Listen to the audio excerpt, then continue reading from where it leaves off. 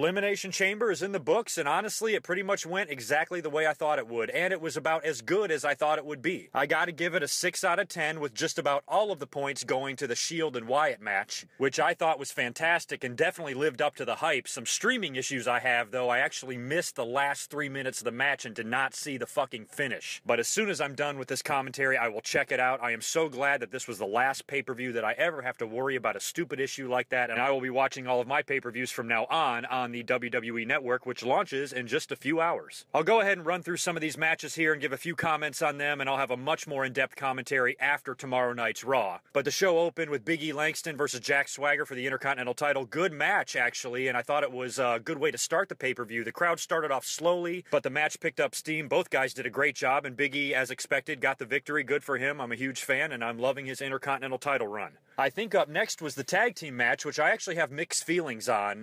The New Age Outlaws pulled out the victory, which I'm sort of happy for, because I think the Usos are going to win the tag team titles, and I even mentioned in a previous commentary that I didn't even really want Elimination Chamber to be the pay-per-view that they won the belts on. I kind of wanted a bigger moment for them, because they've been building them for so long. They've been there for several years now, plus they have that, rich Samoan tradition, and I just would love for them to be tag team champions and carry on that Samoan tradition in wrestling. So with the deck being stacked so heavily for tomorrow night's Raw, I wouldn't be surprised at all if they had a rematch for the titles and won them on Raw. If they didn't win them tomorrow night on Raw, then I would definitely like to see the Usos win the belts at WrestleMania 30, and I've mentioned that in a previous commentary as well, that I think that would be a perfect stage for a team like that when the focus seems to be back on tag team wrestling, and the Usos are such a good team with such a long, rich family history in wrestling. I mean, they're tailor-made for this. They're perfect. They have to be the tag team champions one day, and if they weren't going to be the tag team champions one day, you know who I would like to see have the belts? I would like to see Cody and Goldust regain the titles. I know there's the rumored WrestleMania match between the two, but the way they are performing in the ring as a tag team, I think is great. And if you do split up the brothers, you have to wonder, where does each one of them go? They're such a good hot tag team right now. The fans love them. And I think if you broke them up,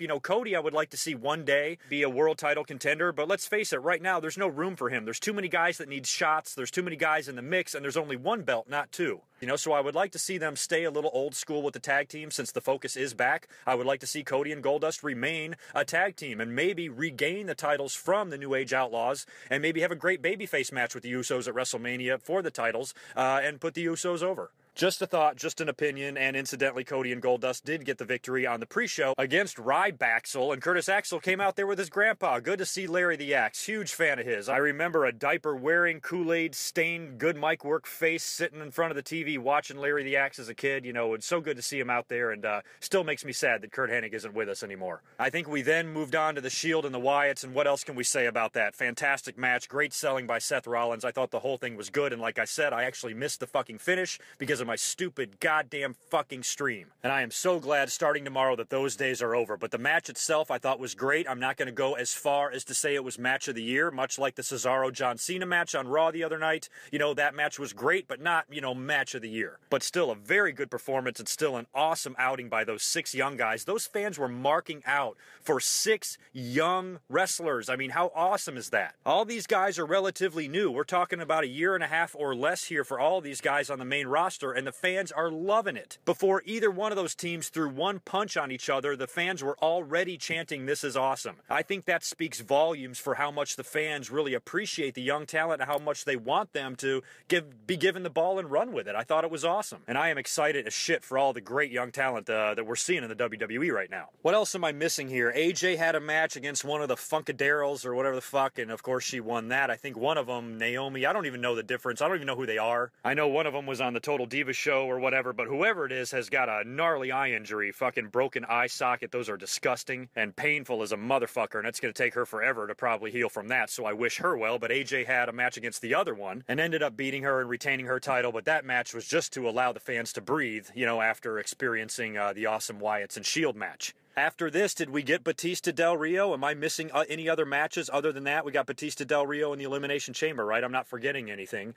Del Rio comes out there pulling a Jerry Lawler. I immediately thought of SummerSlam 93 when Lawler came out there on crutches. I was just waiting for Alberto Del Rio to introduce Doink as his replacement. The match finally gets underway. Batista starts fighting back, and what's happening? The crowd is booing the shit out of him. This is worse. I mean, can you believe that? This is worse than John Cena. You know, the way the fans take a shit on him, at least John Cena has got a few fans out there. At least when the people start booing their asses off, you got a pretty good portion of the audience trying to defend him and scream, "Let's go Cena." Nobody is screaming, "Let's go Batista." I'm not saying Batista doesn't have his fans. I know there are a few, but the way it seems so far since he's been back, 95% of the audience is anti-Batista. And I don't even think it's anything against Batista personally. I keep saying, fuck Batista, screw him. I don't want to see him in the main event. I do not dislike Dave Batista at all. Why would I? I've never even met the fucker. I don't care if he's an asshole in real life. I don't care. It's really nothing against him. It's more in protest of the WWE ignoring who we all think is the most over guy in the company. And maybe they're not ignoring him. We're going to talk about that in a minute. But you have to wonder, what is the WWE thinking here? This is too obvious to ignore. You know, at least with John Cena, people might be booing a lot, but his merchandise is selling like a motherfucker. The crowd is so tense and passionate when he's in the ring, regardless of what side of the fence you're on, whether you love him or hate him, you're reacting to him, and the electricity in the building when that is happening is unbelievable. It's very tense and it's very passionate. With Batista, it's more like, boo, get the fuck out of our faces. We don't want you in the main event of WrestleMania. We want Daniel Bryan. I don't even think the fans hate Batista as much as their booing sounds like they do. I think they're more booing him in protest of they want somebody else. But of course, he gets the win, booed the entire time. Alberto Del Rio is being cheered. The Minnesota crowd was hilarious. They were letting the WWE know that this shit is unacceptable. And hey, WWE, if you really go through with that, Batista versus Randy Orton for the WWE title at WrestleMania, imagine that reaction that Batista got tonight in Minnesota. Just times that by 6, and you'll have a pretty good idea of how fucking loud those people are going to be booing his ass, in New Orleans. And by the way, full disclosure, so it doesn't sound like I'm just completely shitting on Batista, I will say that for his age, I never thought he was a really good in-ring worker to begin with, but for the type of matches that I'm used to seeing from Batista, the fact that he's been out of the ring for 4 years and he's pretty old, we're talking mid-40s here, he didn't do that badly. I think his overall work, if you just look at it and try to block the boos out of your mind, for Batista, I think he did okay. And I didn't think he's really lost as much of a step as we thought he would in 4 years, because he didn't really have much of a step to begin with. I think Batista has been able to pick up where he left off and work the style he has and do it just as well as he ever did. 4 out of 10s. Those are the kind of Batista matches we would get, right? If you were rank him 1 to 10, probably a 4. And he'll continue to give us 4s. Let's just hope he doesn't give us 3s and 2s. Moving on to the main event, Elimination Chamber.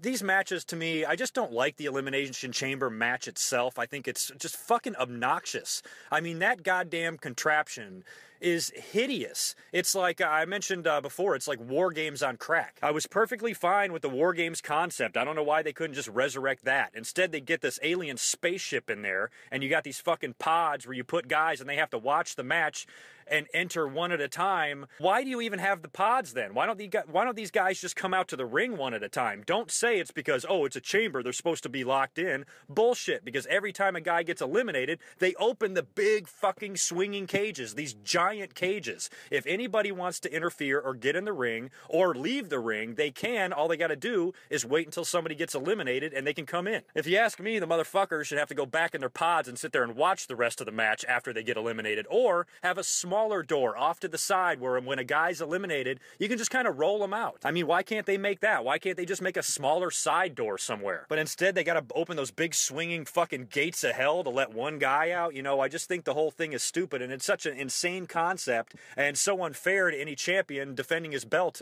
in that sort of match. I know wrestling is outrageous. I know we've seen some crazy shit, but the Elimination Chamber, when it was born in 2002, I thought was just so overly thought out. I thought it was so over the top, and I thought it was so unnecessary, because to me, Hell in the Cell was still, the number one match that you went to blow off a feud. But the old school traditionalist in me, preferred War Games. But War Games was teams and Elimination Chamber is singles, so I understand that. But just the whole concept just seems to be too much. Too sensationalized, too WWE, too gimmicky, just too fucking much. I'm not saying the matches can't be good. We've had some good Elimination Chamber matches, but we've also had some predictable Elimination Chamber matches like tonight's match was. And I knew all along that somebody was going to bust through that fucking $2 plexiglass that they have around those pods. As soon as Randy Orton locked himself in there and Sheamus was looking at him on the other side. I was like, fuck, brogue kick coming up right through the glass. He busts through the fucking thing. Not even that impressive now. We've seen it a couple times. I remember Goldberg did it fucking 10 years ago. And God knows how many times it's been done since, you know. But the match, you know, for what you have to do in there, for those 6 guys, you know, brutally fighting on this unforgiving steel fucking cage that you have in there, I think the match was as good as it could be. Didn't think it would be that great. I was just curious how they were going to write the finish. And I mentioned in a recent commentary when I was trying to come up with plans for Elimination Chamber and Raw, I said I see Kane somehow costing Daniel Bryan the match, which leads to something happening on the February 24th Raw. So what happened? Kane came out there when the door was open.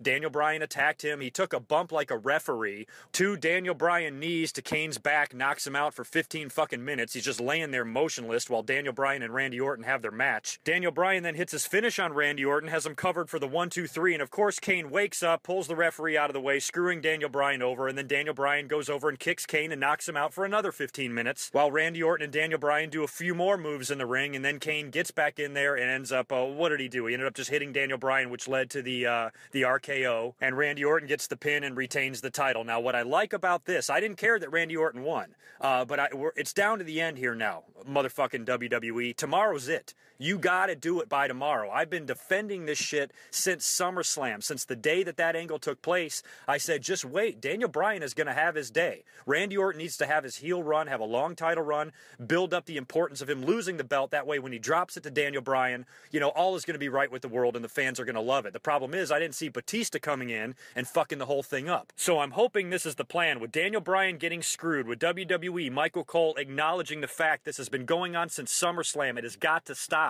The corporation has been fucking over Daniel Bryan time and time and time again. How many times is he going to have the WWE title won just to have it ripped away from him? So the fact that they're going through with all this makes me really optimistic for tomorrow. And tomorrow is a huge night, an industry-changing night. So we'll have to see if this Raw stacks up. Hulk Hogan is coming back. You know, is he going to be the GM? Maybe he's the one that inserts Daniel Bryan into the match. I kind of hope that doesn't happen. I kind of just want Hogan to host WrestleMania 30 and be there for nostalgia purposes. I really don't want him getting involved in storylines, and certainly not WWE title storylines. But that scenario that I laid out a couple of commentaries ago where Kane cost Daniel Bryan the title at Elimination Chamber, and then some sort of promo goes on Raw where Daniel Bryan challenges Kane, possibly with the stipulation that if he beats Kane, he gets a spot in the main event of WrestleMania 30, turning it into a triple threat match, Batista, Orton, and Daniel Bryan. Or there's the possibility that he gets his title match. Maybe he gets the title match tomorrow night on Raw, and there's an actual world title change on Monday Night Raw. Daniel Bryan wins the belt, and of course he then defends it against Batista at WrestleMania 30. And speaking of Batista, between now and then, I'm sorry. He has got to be a heel. Enough's enough. People don't like him. They're booing the shit out of him. If WWE thinks they can ignore those boos and just put him over as a babyface and think that, oh, fuck it, later on we can just edit out all the boos out of the DVDs. I don't even think that's going to be possible. Batista is going to have to be a heel. He's going to have to turn at some point. There's going to have to be some sort of swerve or storyline between now and WrestleMania that's going to get Batista as a heel, because there's just no way. I'm hoping I'm not repeating myself. I said last year, don't worry, guys. There's no way the WWE is going to go through with the same finish of The Rock and John Cena and the handshake and the show of respect and all that. They won't do that. They're not that fucking stupid. I'm saying the same thing to you this year. I've been saying since day one, if you just follow the storyline through, you're going to be very happy at the end result. Well, now it's nut-cutting time. This is the time that I expected this storyline to start picking up steam, and now we're 5 weeks away from WrestleMania, and Daniel Bryan is still not in the main event yet. So I've got my fingers crossed for tomorrow night on Raw. I hope something goes down where the final thing you see on that show is the whole crowd going yes, yes, yes. Whether they're yesing because Daniel Bryan just won the WWE title, or whether they're yesing because he was inserted into the title match at WrestleMania 30 because of a victory that he attained on Raw. Those are the only 2 main event possibilities that I will accept for tomorrow night. But we possibly could see Triple H versus Daniel Bryan. I mean, what if Daniel Bryan declares war on the Authority and he's going to go through Kane first in order to get to Triple H? So they could still go in that direction, but if that's the case, that means we have Batista versus Randy Orton. How is that going to work? The fans hate Batista, and Randy Orton's no picnic either to them, so what the hell are you going to do? So I guess we're just going to have to wait and see until tomorrow night on Raw. It's going to speak volumes. If things don't happen tomorrow, I'm worried that they're not going to happen. If Daniel Bryan is going to be involved in the main event somehow at WrestleMania 30, I would prefer them to do it tomorrow night, just to make this Raw extra special. So we're just going to have to wait and see. I can't speculate anymore. We're less than 24 hours hours away. I'll be up online tweeting during the entire show. I'll be really interested to see what goes on with The Undertaker, with Hulk Hogan coming back, with Daniel Bryan, and with all of the fallout from Elimination Chamber. It should be very, very, very interesting. Regardless of what happens, I will be up here late tomorrow night or sometime on Tuesday. So let me know what you think about the pay-per-view in the comments below and any ideas you have for tomorrow night or for WrestleMania 30, and I will catch you in a day or two. Peace.